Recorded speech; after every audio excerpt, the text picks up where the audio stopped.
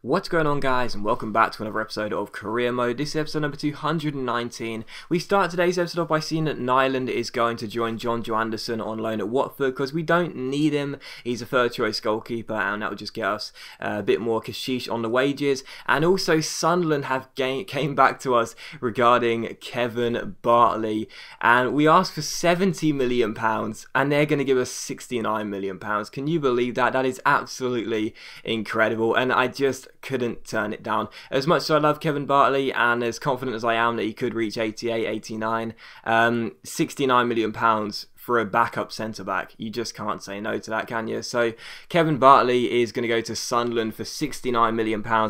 It's just, the money's just too good to turn down. It really is. And, you know, I really do think Kevin Bartley is a great centre-back. We signed him for, what was it, like £13 million?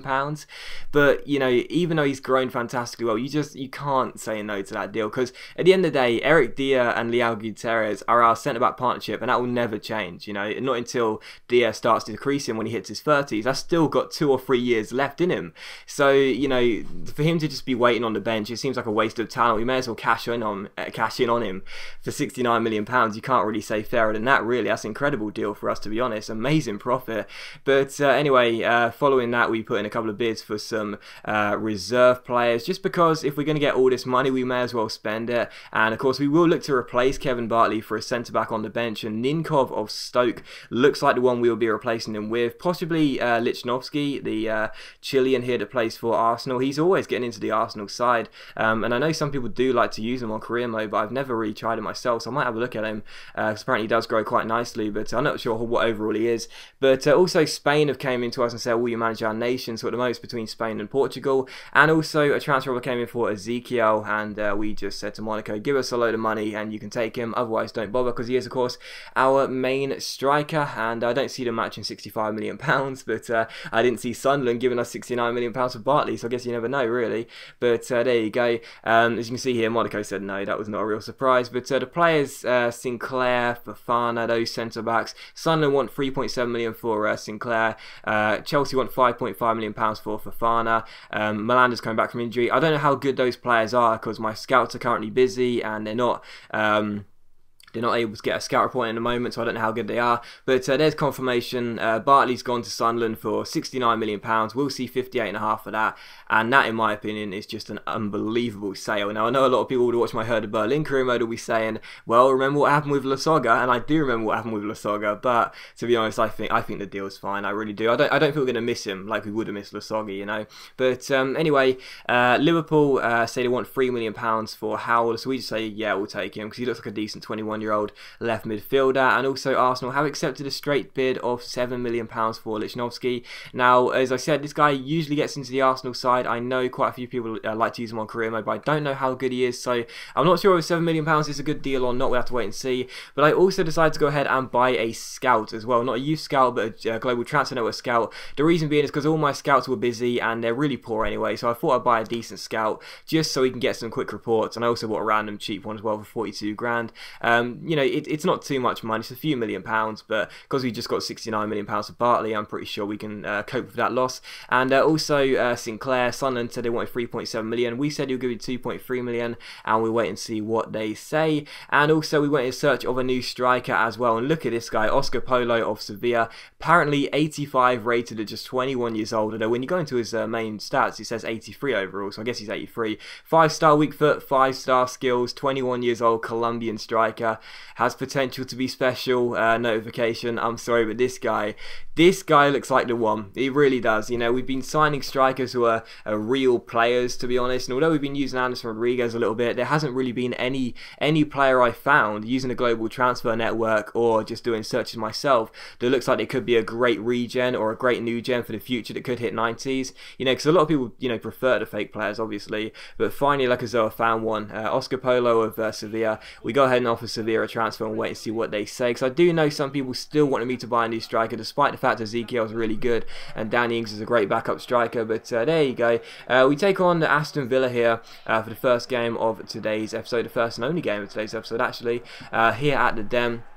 And I've said before, Aston Villa are a side who I wouldn't call them my bogey team, but they're definitely someone I do struggle against quite a bit. Last year we lost at the Den to them by 3-1. There's always a lot of goals anyway, and the first chance the game would fall in the 27th minute as Suso went forward, but unfortunately his shot went just wide of the post, so we almost got to a great start. But just a few minutes later, Anthony gets on the ball for Aston Villa and runs forward and gives it to Silla. Silla collects it here, turns around his man, eventually plays the ball inside towards Immobile, and it's that man again. It's Immobile, the Italian, who always scores against me on career mode. He gets the goal, and it's Millwall nil, Aston Villa 1. So just like Aaron Ramsey, every time I play against a team that's got Immobile on the side, they always score. So it's Immobile who gets the goal, and it's Millwall nil, Aston Villa 1. But thankfully, just a few minutes later, Villa gave the ball away. Ezekiel found Suso, and Suso found Kelvin, and it was the Brazilian who responded. So just 9 minutes later, we are back on level terms, and it is Kelvin who gets the goal. So one apiece here, and in the 44th minute, we had a good chance to turn it around quickly. Ezekiel goes through, step overs round his man, then a ball roll, keeps on going down the left hand side, whips in a delicious cross into the centre.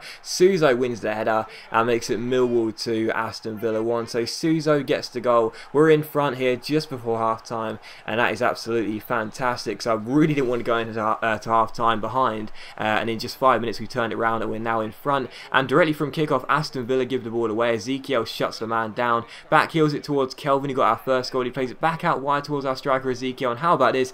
He drills in across and seems to slip, but it hits the near post and it goes straight to Suso, who turns in the rebound. So Millwall 3, Aston Villa 1. Suso gets his second goal in just a couple of seconds, and the goal was just hilarious. It really was, because the goalkeeper almost got caught out on the near post. He was rescued by the near post, but thankfully for us it fell straight to Suso, and Suso turned it in. So really poor goalkeeping, really poor defending, a lack of reaction time, and Suso pounces to make it 3-1. So, you know, we could have been going into half-time 1-0 down. We're now 3-1 up, and the game looks like it's ours. And in the 51st minute, we almost made it 4-1. Unfortunately, as we played the ball forward towards the run of Kelvin, he couldn't get a second goal of the game, and it went out for a goal kick. However, in the 54th minute here, you see Aston Villa come forward. It's Burke who gets onto it and shoots, and he scores as well. A very good finish by Graham Burke, and it's 3-2.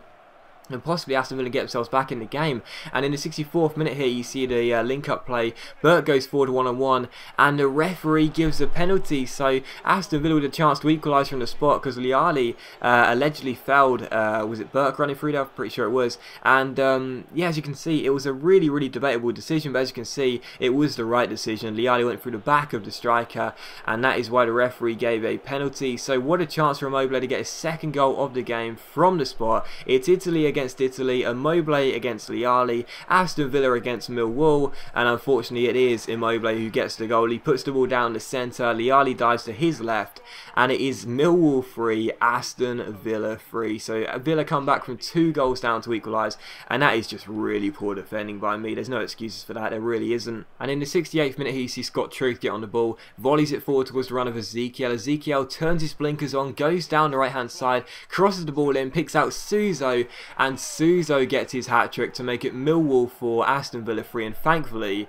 despite the fact that Villa came from 2 goals behind to make it 3 apiece, Suso gets his hat-trick and makes it 4-3. And in the 80th minute here, Luke Shaw goes down the left-hand side, lovely piece of skill to beat his man, drills in a cross, or tries to drill in a cross, but it's deflected and just goes behind for a corner, and from that corner, Carrasco crosses the ball in, it's punched away by the goalkeeper, but falls to Ezekiel, and how about this for a finish by Ezekiel? Absolutely wonderful. We look as though we're about to sign a new striker, but Ezekiel, he wants to keep his place as the #1 striker, and when he scores goals like that, you can see why he deserves to. Absolutely wonderful. The goalkeeper punches it away, Ezekiel controls it from outside the area, and on the half volley, first time, he curls it into the top corner. No chance for Raphael. Yes, he's a little bit off his line, a little bit out of place, out of position, but even so, you cannot fault that finish. Absolutely wonderful.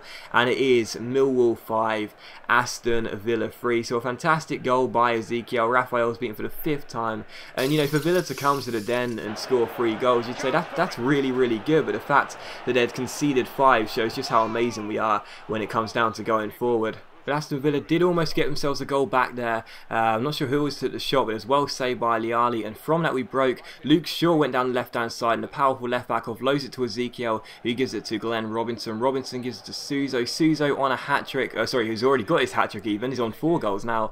Gives it to Oxlade-Chamberlain, who sprints down the left-hand side, beats the defenders, gives it to Luke Shaw. Shaw tries to cross it, and again it's put behind for a corner. And from that corner we eventually swing the ball in with Brian Carrasco towards the centre. Gutierrez goes for the header, but unfortunately it's well saved by Rafael and cleared away. But even so, we got the win by 5 goals to 3. A very good performance, and everything is coming together really nicely at the Den as we look to try and surge and catch Spurs at the top of the table. But as always guys, big thank you for watching the video. I really hope you have enjoyed it. If you have enjoyed today's episode, please leave a like, because that's much appreciated and it really does help my channel out. And I'll see you for the next episode of Career Mode very soon.